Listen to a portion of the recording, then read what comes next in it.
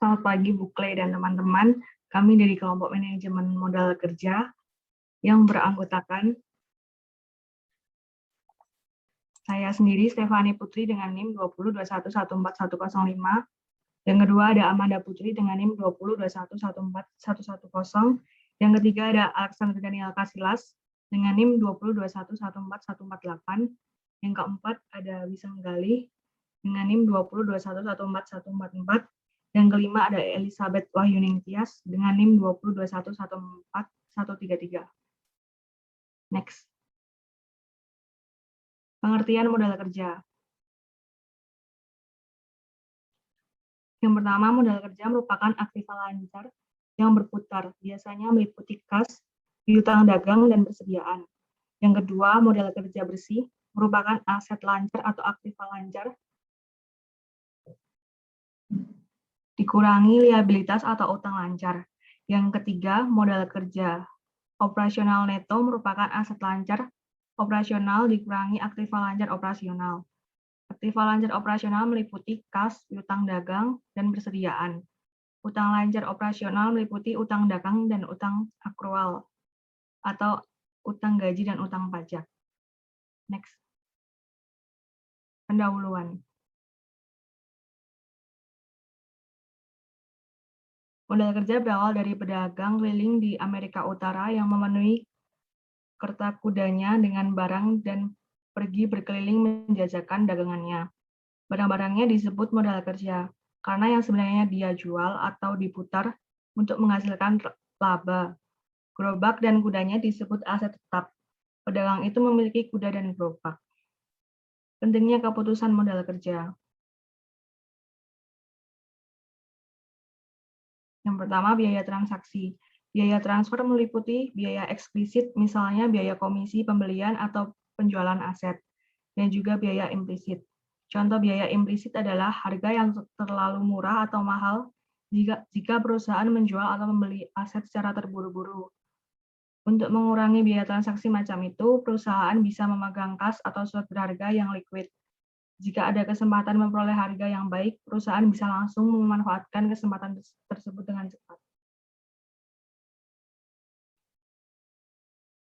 Yang kedua, kelambatan atau ketidaksinkronan aktivitas. Apabila rangkaian aktivitas yang sinkron, bahan mentah datang pada saat proses produksi sudah siap. Kemudian bahan jadi bisa langsung dikirim ke pelanggan atau distributor. Dalam situasi tersebut, persediaan bahan mentah ataupun produk atau bahan jadi tidak perlu ada. Apabila ada kondisi semacam itu, maka biaya persediaan dapat ditekan menjadi 0 karena persediaan mempunyai biaya, misal biaya simpan. Namun tidak semua perusahaan memiliki situasi yang ideal tersebut. Situasi yang biasanya terjadi adalah kemungkinan keterlambatan kedatangan bahan mentah atau produk yang sudah jadi tidak bisa langsung dikirim ke distributor atau permintaan produk tidak diketahui dengan pasti. Dalam situasi seperti itu, untuk mengantisipasi persediaan bahan mentah atau permintaan yang lebih tinggi, maka diperlukan persediaan. Next. Yang ketiga, kemungkinan kebangkrutan atau kesulitan pembayaran.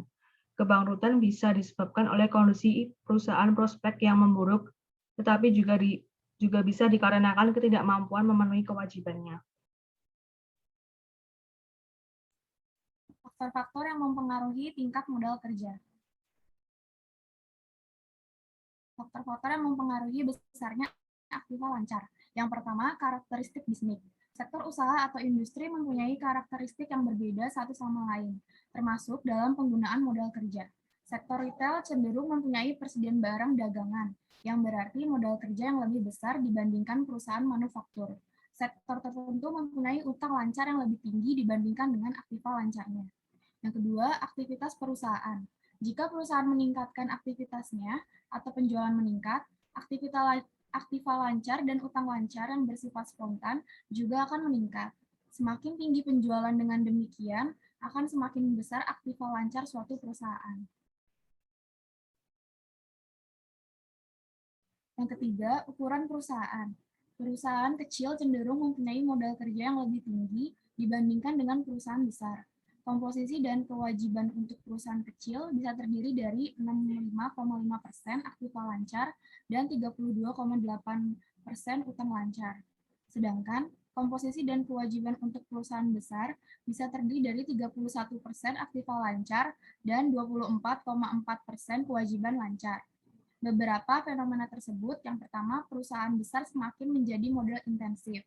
Yang kedua, perusahaan besar mempunyai skala ekonomi modal kerja atau aliran kas yang relatif stabil. Dan yang ketiga, perusahaan besar mempunyai akses yang lebih baik ke pasar keuangan, sehingga tidak perlu memegang modal kerja lebih besar. 4. Stabilitas penjualan perusahaan. Jika penjualan stabil, aktiva lancar cenderung semakin kecil. Sebaiknya, jika penjualan berfluktuasi, aktiva lancar akan cenderung semakin besar. Faktor-faktor yang mempengaruhi utang lancar. Yang pertama, faktor eksternal. Industri tentu cenderung mempunyai utang lancar lebih besar. Sebagai contoh, usaha retail menggunakan aktiva lancar, biasanya dalam bentuk barang dagangan, yang dengan industri manufaktur. Barang dagangan biasanya diperoleh melalui pendanaan yang spontan atau utang dagang, sehingga aktiva lancar yang tinggi akan mengakibatkan utang dagang yang tinggi juga. Yang kedua, faktor internal. Manajemen mempunyai pilihan apakah menggunakan utang lancar yang tinggi atau yang rendah. Jika fleksibilitas manajemen cukup tinggi, manajemen akan menggunakan utang lancar yang lebih kecil. Jika manajemen membutuhkan dana dengan cepat, maka manajer masih mempunyai cukup uang untuk melakukan hal tersebut. Jika manajemen mempunyai akses ke pasar keuangan yang lebih baik, barangkali manajemen akan menggunakan utang lancar yang tinggi karena pada situasi mendadak, manajemen bisa memperoleh dana tambahan dengan cepat. Titik manajemen yang agresif akan menggunakan utang yang lebih tinggi, karena utang yang lebih tinggi memberikan profitabilitas yang tinggi, meskipun risiko juga akan semakin meningkat. Strategi modal kerja.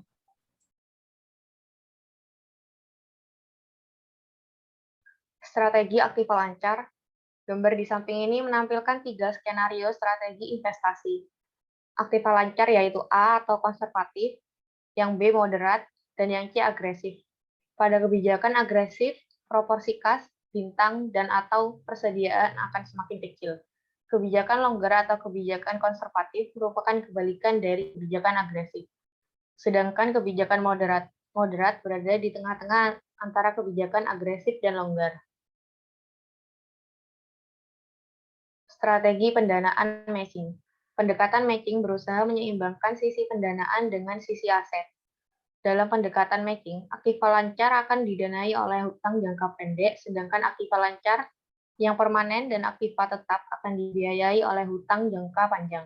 Strategi ini berusaha mempertemukan jangka waktu aktiva dengan pendanaan. Strategi pendanaan agresif. Dalam strategi agresif, utang jangka pendek yang digunakan lebih besar proporsinya dibandingkan pada strategi matching.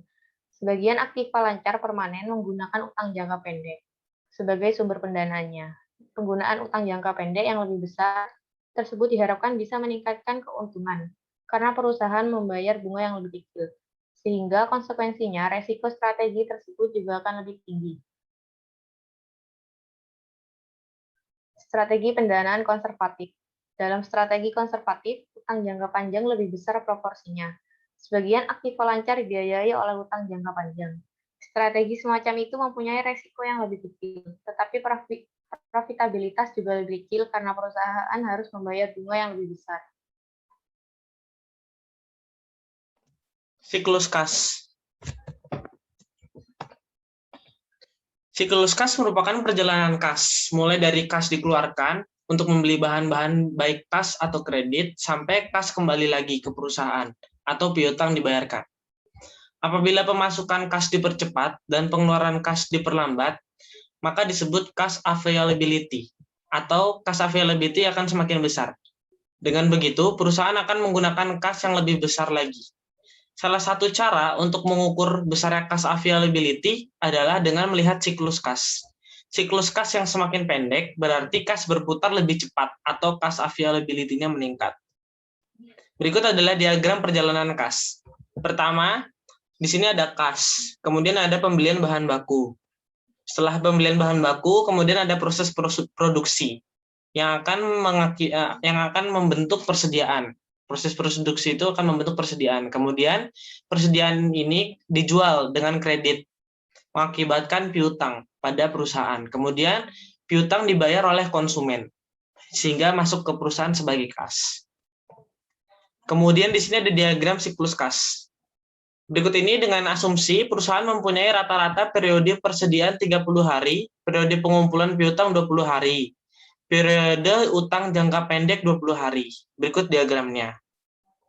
Jadi bahan mentah itu masuk ke periode persediaan selama 30 hari. Di sisi itu juga si perusahaan akan memiliki utang. Misal dia untuk mendanai bahan mentah ini dia ada utang.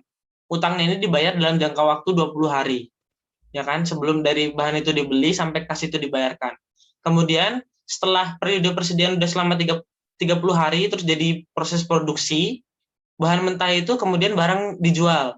Namun barang dijual di sini dibilangnya dia menggunakan proses kredit, berarti periode ya kan. Nah, kemudian di sini ada periode pengumpulan piutangnya selama 20 hari. Setelah 20 hari kemudian kas diterima. Berikut perhitungan siklus kas. Siklus kas bisa dihitung sebagai berikut. Siklus kas sama dengan periode pengumpulan piutang ditambah periode persediaan dikurang periode pembayaran utang dan rekening akrual. Rekening akrual tadi itu bisa pajak seperti yang tadi atau utang. Kemudian kita lanjut ke perhitungan siklus kas dengan neraca. Misalkan sebagai analis, kita tidak mempunyai data yang lengkap mengenai proses produksi perusahaan.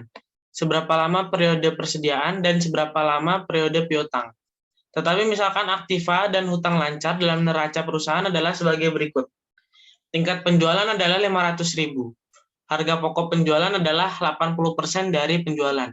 Di sini diketahui aktiva kasnya 10.000, piutang 75.000, persediaan 100.000. Yang di pasiva utang dagang 10.000, utang gaji, utang pajak juga 10.000. Lanjut ke pertama-tama kita harus menghitung perputaran komponen modal kerja per bagian dari perputaran piutang, perputaran persediaan, utang dagang, utang gaji sama utang pajak. Di sini ada rumusnya, penjualan dibagi piutang, HPP dibagi persediaan, HPP dibagi utang dagang, HPP dibagi utang gaji, HPP dibagi utang pajak. Di sini ketemu HPP-nya 400.000. 400.000 itu didapat dari mana? Tadi dia bilang katanya 80% dari penjualan. 500.000 dikali 80% itu 400.000. Kemudian dibagilah 75.000. Tadi piutangnya 75.000, persediaannya 100.000. Dibagi 100.000, 10.000, 10.000, 10.000. Ketemulah hasilnya sebagai berikut. Setelah udah mengetahui perputarannya per bagian, kita kemudian mencari perputaran aset atau utang. Kemudian kita cari setiap periodenya. Biasanya periode itu per 1 tahun. Di sini per 1 tahun. Jadi periode pengumpulan piutang itu rumusnya tergantung periodenya berapa. Kalau di sini 1 tahun berarti 360 dibagi perputaran pengumpulan piutang yang didapat tadi 6,7 perputaran piutang. 6,7 dibagi perputaran persediaan 4 dibagi 40 dibagi 40 dibagi 40. Ketemulah periodenya berarti 54 hari, 90 hari, 9 hari, 9 hari, 9 hari. Setelah ketemu periodenya, kemudian kita jumlahkan siklus kasnya. Rumusnya itu kayak yang di awal tadi. Periode pengumpulan piutang ditambah periode persediaan dikurang periode utang gaji dikurang utang gaji dikurang utang atau yang akrual tadi itu 9 hari 9 hari 9 hari ketemulah 117 hari. Bisa dilanjut. Selanjutnya menghitung kebutuhan modal kerja. Next. Menghitung modal kerja dengan perputaran aset.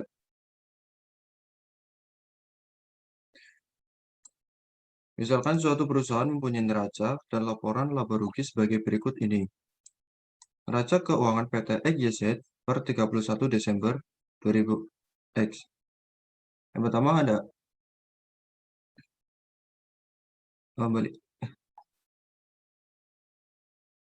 Yang pertama itu ada aktiva terdapat kas 200, piutang 300, persediaan 500, aktiva tetap 2.500, akumulasi penyusutan 500, jadi total aktiva sama dengan 3.000.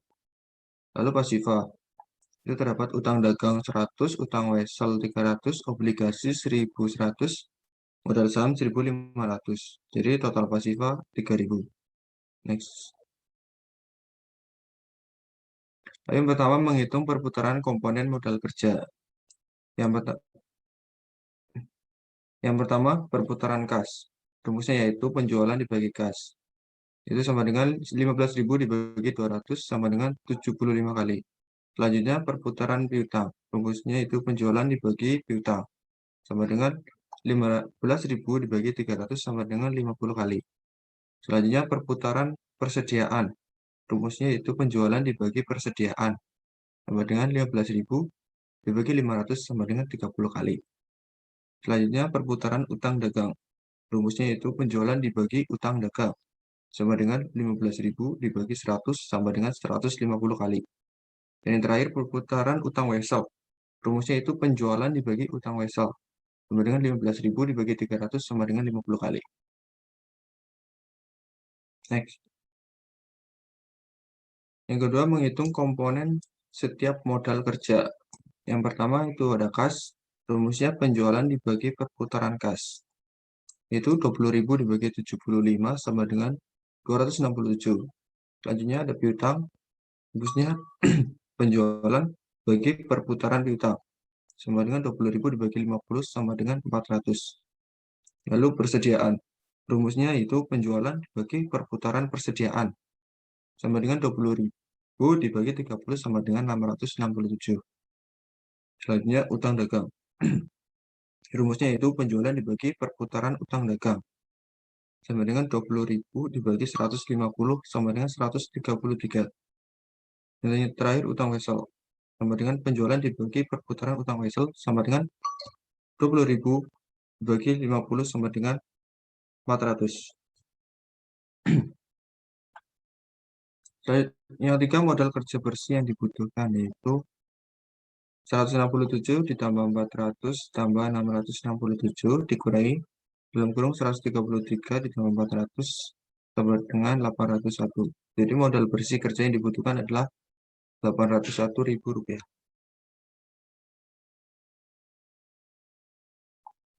Lalu selanjutnya menghitung keterikatan dana.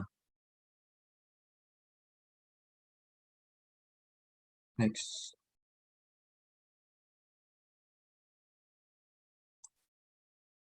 Misalkan perusahaan memproduksi barang dagangan dengan menggunakan bahan mentah X dan Y. Untuk bahan mentah X, karena produk pesanan khusus, perusahaan harus memberi uang muka 2 hari sebelum menerima bahan tersebut.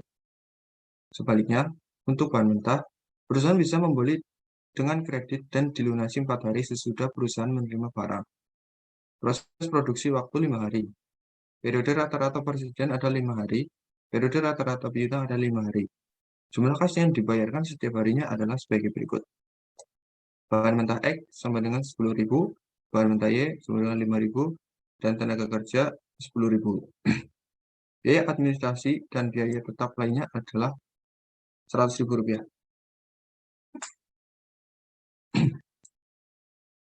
Siklus bahan mentah X bisa digambarkan sebagai berikut.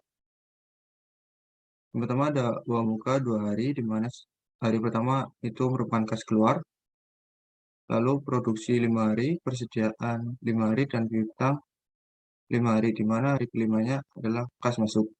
Jadi total ada 17 hari. Jadi siklus tersebut menunjukkan waktu yang dibutuhkan dari kas keluar sampai kas masuk lagi adalah 17 hari. Next. Siklus bahan mentah Y bisa digambarkan sebagai berikut. Yang pertama ada produksi yaitu 5 hari, di mana hari kelima adalah terdapat kas keluar. Lalu persediaan 5 hari dan piutang 5 hari, di mana hari kelima dari piutang itu ada kas masuk. Jadi di total ada 11. Jadi siklus tersebut menunjukkan bahwa untuk periode terikatnya dana adalah 11 hari. Dari kas keluar sampai masuk. Lalu siklus untuk tenaga kerja, periode terikatnya dana adalah 15 hari. Seperti gambar berikut ini. Ya, next. 1. Menghitung komponen modal kerja. Bahan mentah X sama dengan 17 dikali 10.000 sama dengan 170.000. Bahan mentah Y 11 kali 5.000 sama dengan 55.000. Tenaga kerja sama dengan 15 dikali 10.000 sama dengan 150.000. Alokasi biaya tetap sama dengan 15 dikali 4.000 sama dengan 60.000. Jadi total kebutuhan modal kerja yaitu 435.000. Total kebutuhan modal kerja itu masukkan saldo kas minimal. Itu sebesar 435.000 ditambah 200.000 sama dengan 635.000. Jadi modal bersih kerja yang dibutuhkan adalah 635.000. Sekian presentasi dari kami. Terima kasih.